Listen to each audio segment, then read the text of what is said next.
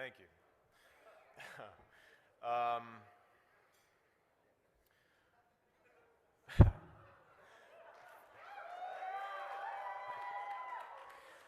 First and foremost, I want to personally thank the Human Rights Campaign for the incredible work that they've done and the work they continue to do.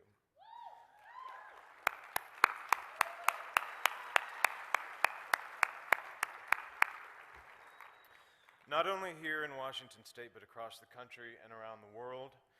As we all know, this work is critical. It's life-changing. It's life-saving.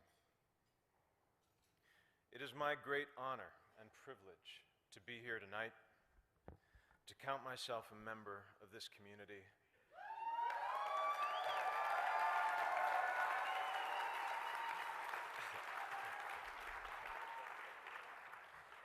It is also something of a surprise. I've had a complicated relationship with that word, community. I've been slow to embrace it.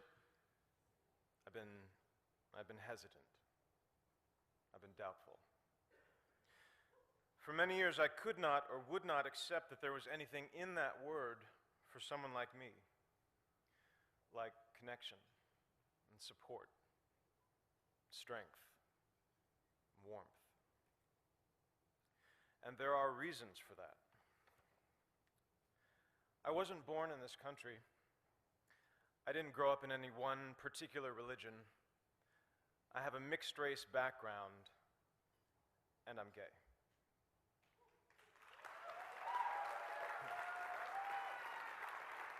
Really, it's just your typical all-American boy next door. It has been natural to see myself as an individual. It's been a challenge to imagine that self as part of something larger. Like many of you here tonight, I grew up in what I would call survival mode.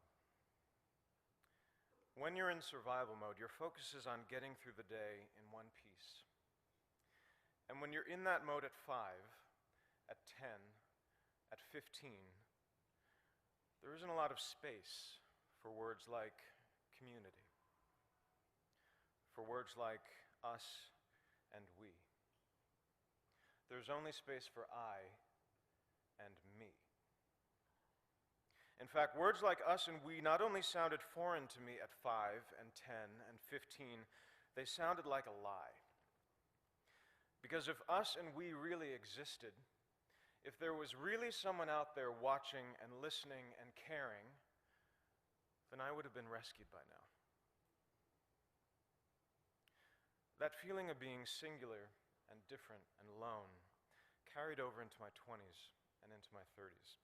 When I was 33, I started working on a TV show that was successful not only here in the States but also abroad, which meant over the next 4 years I was traveling to Asia, to the Middle East, to Europe, and everywhere in between. And in that time, I gave thousands of interviews. I had multiple opportunities to speak my truth, which is that I was gay. But I chose not to.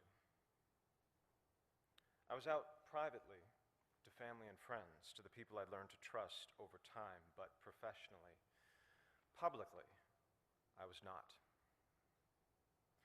Asked to choose between being out of integrity and out of the closet, I chose the former. I chose to lie. I chose to dissemble.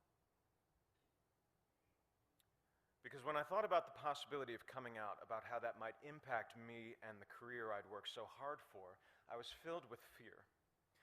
Fear and anger, and a stubborn resistance that had built up over many years. When I thought about that kid somewhere out there who might be inspired or moved by me taking a stand and speaking my truth, my mental response was consistently, no thank you. I thought, I've spent over a decade building this career, alone, by myself. And from a certain point of view, it's all I have.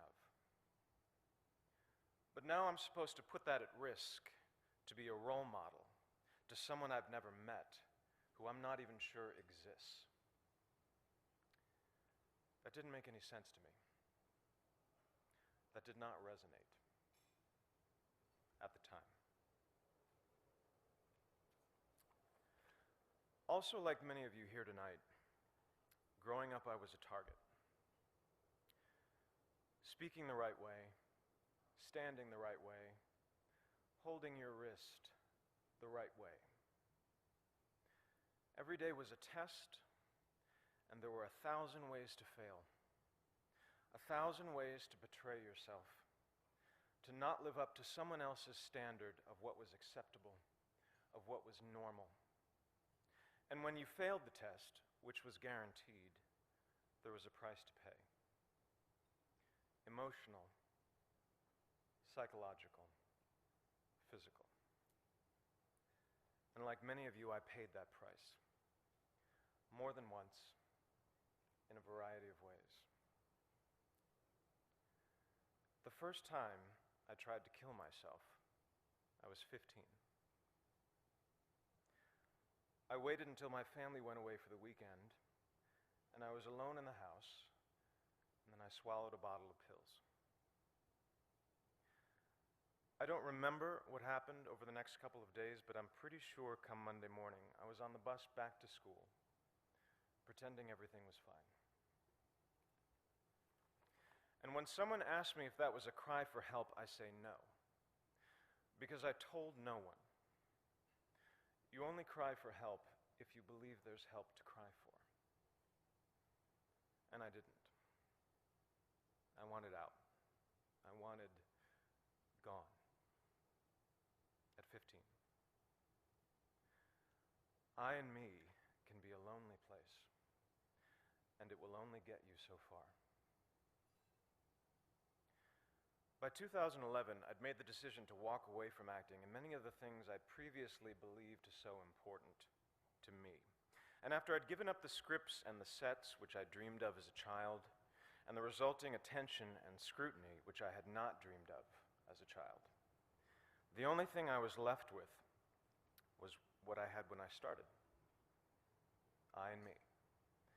And it was not enough. In 2012, I joined a men's group called the Mankind Project, which is a men's group for all men, and was introduced to the still foreign and still potentially threatening concepts of us and we, to the idea of brotherhood, sisterhood, and community. And it was via that community that I became a member and proud supporter of the Human Rights Campaign. And it was via this community that I learned more about the persecution of my LGBT brothers and sisters in Russia. Several weeks ago, when I was drafting my letter to the St. Petersburg International Film Festival, declining their invitation to attend, a small, nagging voice in my head insisted that no one would notice, that no one was watching or listening or caring. But this time, finally, I knew that voice was wrong. I thought, if even one person notices, this letter in which I speak my truth and integrate my small story into a much larger and more important one is worth sending. I thought, let me be to someone else what no one was to me. Let me send a message to that kid, maybe in America, maybe someplace far overseas, maybe somewhere deep inside, a kid who's being targeted at home or at school or in the streets, that someone is watching and listening and caring. That there is an us, that there is a we, and that kid or teenager or adult is loved. And they are not alone. I am deeply grateful to the Human Rights Campaign for giving me and others like me the opportunity and the platform and the imperative to tell my story, to continue sending that message, because it needs to be sent over and over again until it's been heard and received and embraced not just here in Washington State, not just across the country, but around the world, and then back again, just in case we miss someone. Thank you.